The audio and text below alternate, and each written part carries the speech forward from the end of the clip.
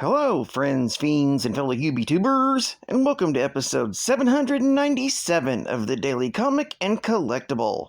Today, the collectible of the day is the Hasbro Toys, Marvel Studios, Marvel Legends series, Fantastic Four First Steps, Fiery Human Torch action figure.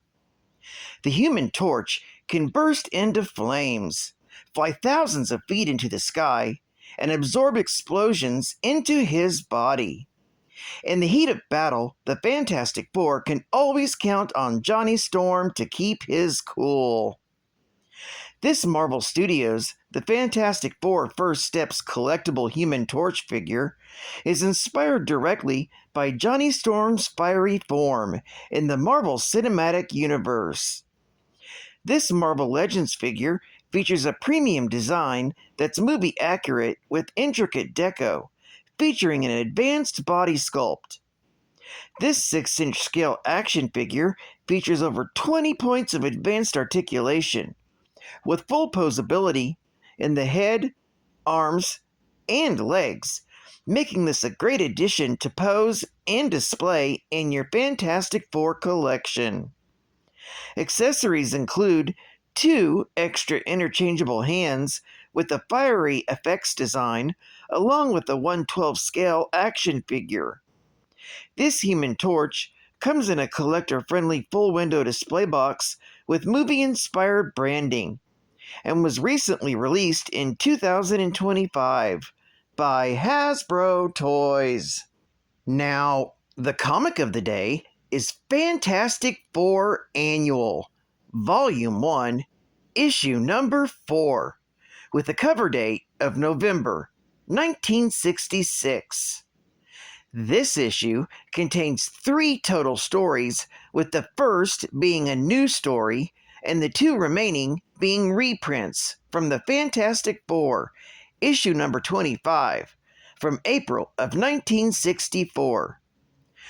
And all 3 stories are written by Stan Lee, art by Jack Kirby, and this cover is by Jack Kirby and Joe Sinnott.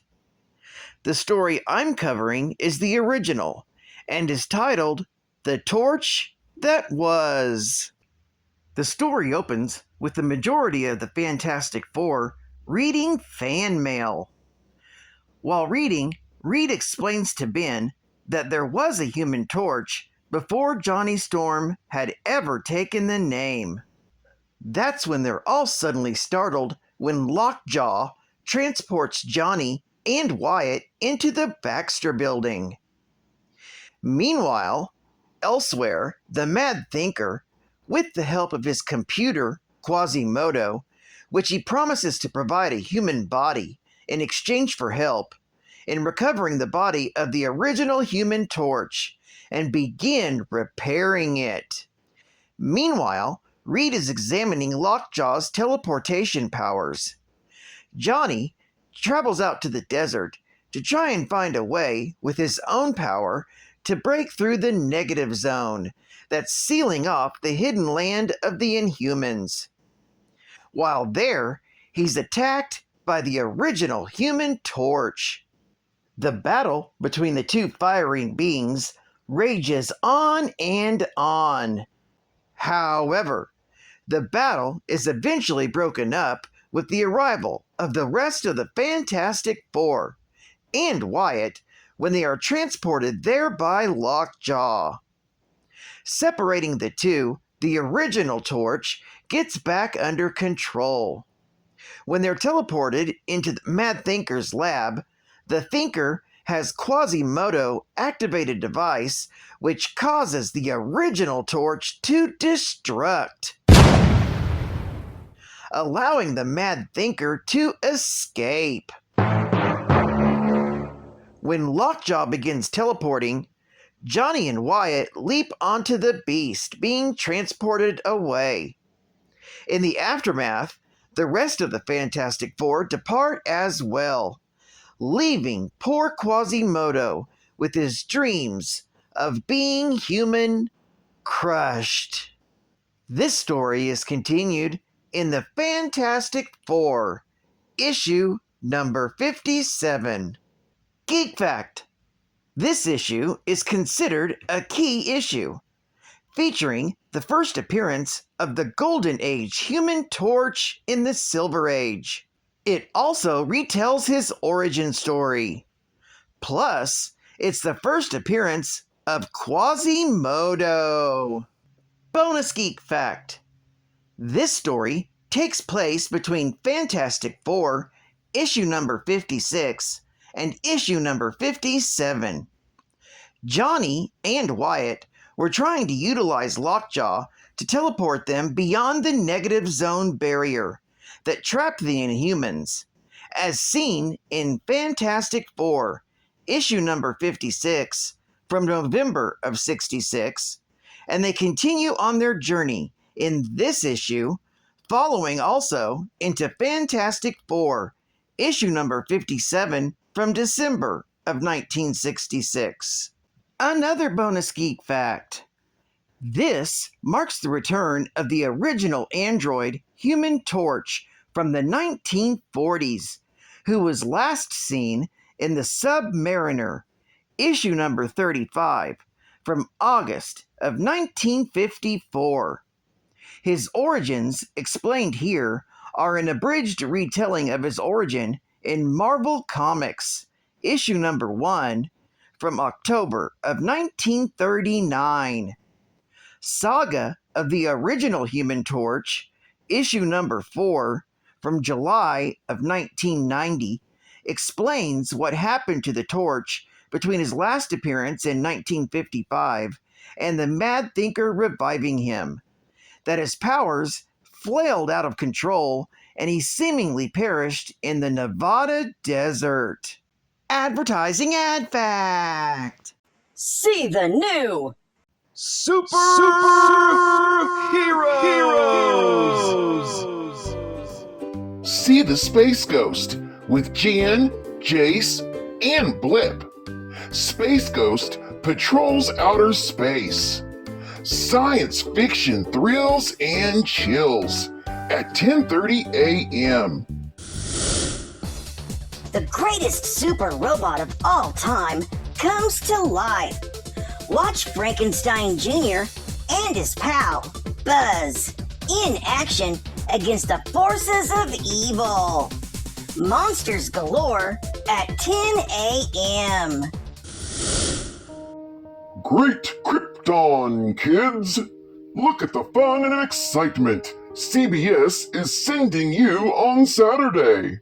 Captain Kangaroo at 8 a.m., Mighty Mouse Playhouse at 9, Underdog at 9:30, and at 11, see My Amazing New Adventures with Superboy and Crypto, the Superdog. Hi-ho, Silver, away! Let's round up some other Saturday treats here at 11 a.m. with Tonto and Taka the Eagle, facing new Wild West terrors. And at noon, see the Roadrunner. Then, at 12:30, the zany new comedy team, the Beagles. And at 1 p.m., Tom and Jerry. See Dino Boy battle prehistoric horrors in the mysterious Lost Valley with Ugg the Caveman and Bronte the Baby Dinosaur. And last but not least, the Impossibles. Coilman, Fluidman, and Multiman. A rock and roll trio in disguise. Pit their incredible powers against the array of villains. Meet the Bubbler, Brat Pink, and the Sponge. Suspense and swing and music with lots of laughs too. Saturdays on CBS. Starting September 10th, Brand new color cartoons. All times are Eastern and Pacific Daylight Times. Check television listings in your area. Hi, this is Cat Fan Comics Man. And have I got news for you? You better listen, girl. Get ready, you comic fans. You better listen and leave those umbrellas at home. The comics are rising. The facts are getting low. According to all sources, YouTube's the place to go. 'Cause every morning at the same time, just about 8 a.m., you're gonna hear Cat Fans Geek Facts, and the final one's gonna be great. It's a raining facts. Hallelujah, it's a raining facts. That's what Cat Fan says. Short facts, long facts, nice and mean. Some rough, some tough, a lot of dirty, few clean. It's the final geek fact now. The original Human Torch began its existence in 1939 in the laboratory of Professor Phineas T. Horton, one of the pioneers in the field of artificial intelligence and robotics. The culmination of Horton's research was an android who mimicked virtually all the functions of a human being, including independent thought, but was composed entirely of synthetic materials. The one flaw in the android's design concerned the photoelectric solar cells, called Horton cells, which covered every square inch of his body and served as his power source. The cells were too volatile, and they caused the epidermis of the android to burst into flame upon contact with oxygen, but without harming the android itself. Horton revealed the torch's existence to the public at a press conference in November of 1939, at which he demonstrated how the torch would burst into flame if he introduced a small amount of oxygen into the transparent container in which he was confined. The news media proclaimed the torch to be a potential menace, and so after a presidential order, Horton buried the android in a supposedly airtight tube within cement until such time as he could find a way either to prevent the android from bursting into flame or learn how to control its flame. However, there was a slow leak in the tube, and eventually enough oxygen entered so that the android's flame ignited explosively, permitting him to escape. Wreaking havoc in innocent exploration of his new environment, the android, inaccurately dubbed the Human Torch, soon realized the panic he was causing, and unable to control his flaming power, doused his flame in a swimming pool. Since in his infancy, the Human Torch was easily duped by a crook named Anthony Sardo into committing crimes. Realizing what he was doing was wrong, the Torch confronted Sardo and fought against him. During the fight, the Torch was doused in nitrogen, which proved to be the catalyst that allowed him to control his flame from that point on. In an attempt to bring Sardo to justice, the criminal was killed in battle.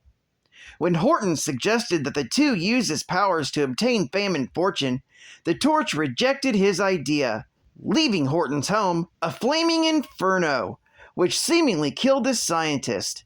But Horton would resurface later, alive and well.